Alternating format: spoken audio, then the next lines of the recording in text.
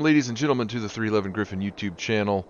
This is probably my last video of the JF-17 for a while. I was in the 2-week trial period of it, and that has expired. I captured some stuff. Some really weird things happened with this replay track and with the TAC view file. So, unfortunately, the video that's going to be here is all the video I have of the BVR engagement that I wanted to talk about. But I want to clarify that for this BVR stuff, I still am not good enough to turn labels off. I'm assuming there are people out there that can do BVR without labels, and they just know kind of the timing of when missiles become a bigger threat. But I pretty much had to turn labels on. I lost a few fights without labels, and then in this particular engagement, I decided I'm going to turn labels on and see what I can do about taking an F-16 out. And so that is what this video is. And those clips that you saw were my post-win celebration flying. So here we are. We have an F-16 that we can see on the RWR.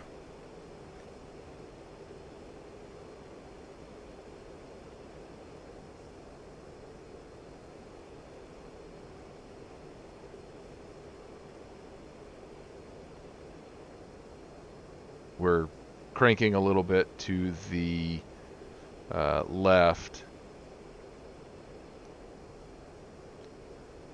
And then we're going to try to get him on radar and have our radar set up to look over there. One thing about the JF-17 that I really like is the three very large screens, and they're large enough that you get the screens that you want with some additional data as well. So it's not just switching between like an SMS page and an FCR page. You know, there in the center I've got an FCR page, and it's big enough that at the bottom of it there's a little bit of an SMS page that you can interact with as well. And I can see my engine parameters over there with the full, what I would call an SMS page or a data stores management page kind of a thing. And so it's pretty interesting. You get a lot of data, you know, at your eyes, you know, quick access that you can look at. So anyway, we've locked him up.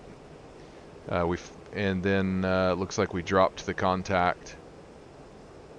So lock him up again, and that happens. You know, you're trying to manage your contacts and the radars, especially at extreme ranges. You just don't have enough energy to keep the contacts necessarily. There may be some settings that make that better that I'm unaware of as well. But at this point, we are going to be just kind of cranking a little bit, trying to keep him on scope. And here we're turning back in. I've punched it up, and I'm trying to build a lot of speed, and I'm turning back in to fire the shot. So we're in range.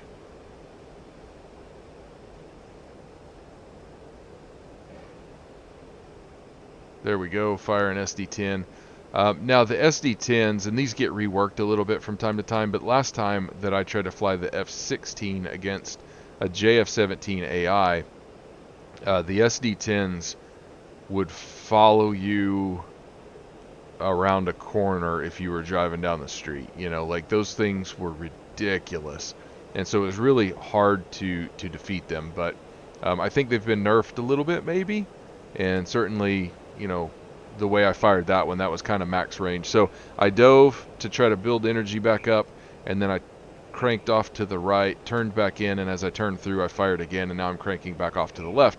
This is all in the assumption that there is an aim, a TWS fired AIM 120 that's coming at me. So now I'm panicking a little bit. There's the missile. So one thing that I do a lot is I'll panic and I'll climb, and then I will be out of energy when the missile comes in. So anyway, with labels on, you don't have to do that. You saw me panic there a little bit, and I had to dive back down and gain some energy. But now the AIM 120 is coming in, and I can kind of watch it, and I know, oh, I started maneuvering pretty hard, but I realized, oh, that thing is basically out of energy. And then off in the distance there, you can see the F-16 has been taken care of. So that's it. That was pretty quick and dirty. I'm going to show some external views here, and I'm not going to talk during the external view, so you can kind of see what happened. But there's not much view to it. There aren't that many different views, just because, like I said, the replay kind of messed up after I watched it the first time.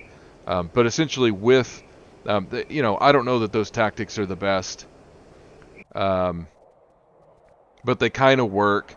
Getting especially one-on-one, you can kind of get your contact bugged, and then you can crank a little bit to try to, if they fire the missile, it's pulling lead and it's burning off some energy, and then you can turn back through, fire your missile, and then continue on. And I need to do a better job of managing my energy, and I need to do a better job of figuring out or learning, getting experience with when those missiles become extremely dangerous. You don't want to be out of energy when the missile is getting close to you. And you don't want the missile to have a ton of energy, either, if you can help it. So those are the things I'm trying to learn to manage a little bit better, which just takes experience. So, okay, I'll shut up now. Thanks for watching. Happy flying.